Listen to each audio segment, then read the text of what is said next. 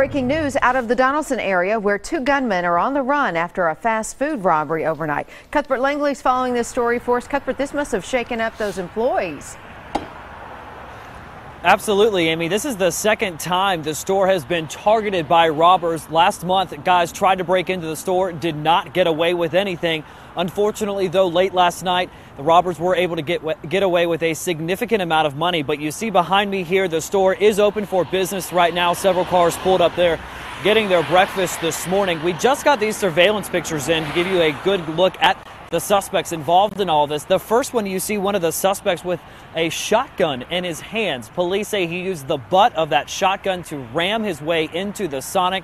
The second picture here shows the other suspect.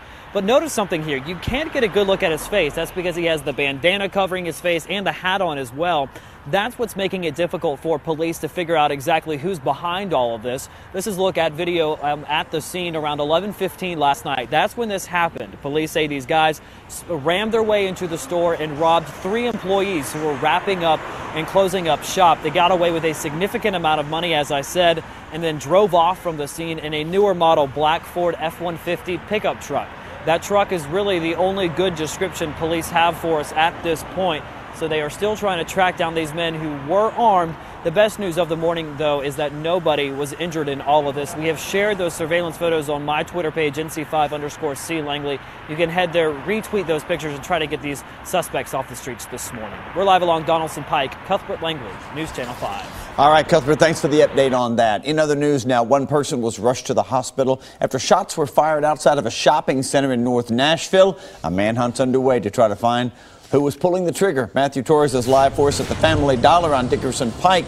And do we know if this was a random or targeted attack yet, Matthew?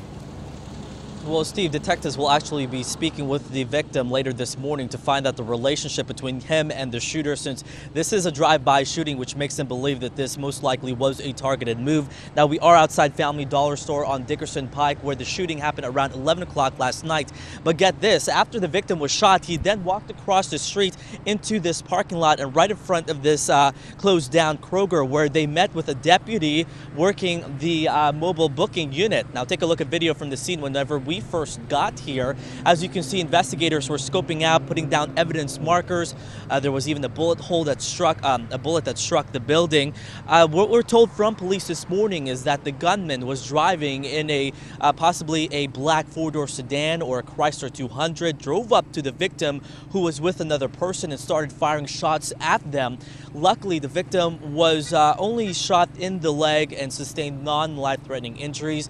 He was sent to Skyline Hospital this morning, overnight, where he is still recovering this morning. But so far, as far as the suspect description, it's pretty limited. So far, police can only say that they're looking for a black man, late teens or early 20s, with a thin beard. So if you have any information, call Crime Stoppers. That number is 615-74-CRIME.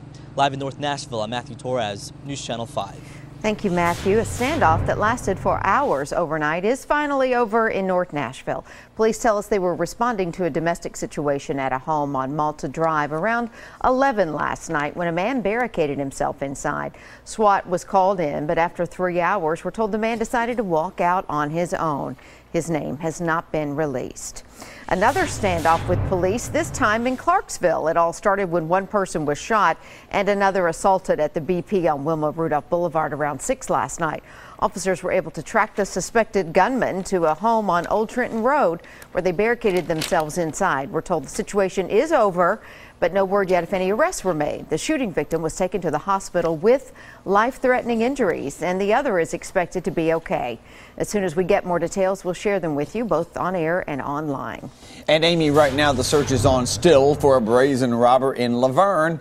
Police say the guy robbed the Comfort Inn on Waldron Road just after 10 last night. We're told someone tried to chase after the robber but stopped when the robber pulled a gun.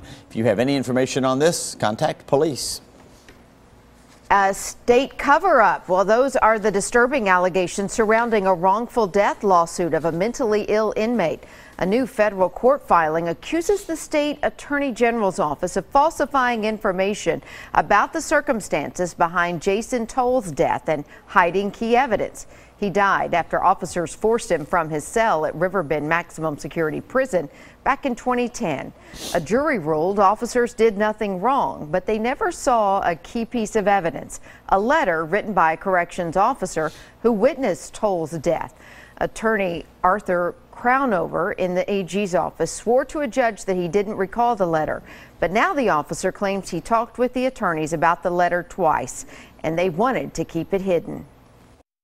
It saddens me to have to file a pleading like this, making these allegations, because I hate to think that members of my profession do things like this. The Attorney General's office said they will address those claims in court. Well, a bill that would restrict sales of the Contributor newspaper that the homeless community sells on street corners passed its first reading. However, the Tennessean reporting Steve Glover, the council member behind the proposal, may defer the measure until next year. We should find out at the next council meeting set for November the 3rd.